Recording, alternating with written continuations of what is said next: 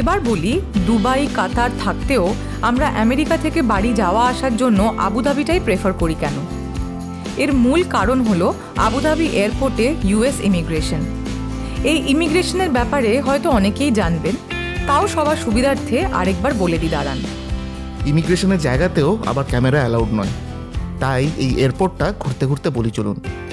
অন্য দেশ থেকে যে কোনো দেশে ঢোকার সময় সেই দেশের সরকারকে অফিশিয়ালি জানাতে হয় যে আমি তোমার দেশে ঢুকছি। সেই প্রসেসটাকেই বলে ইমিগ্রেশন।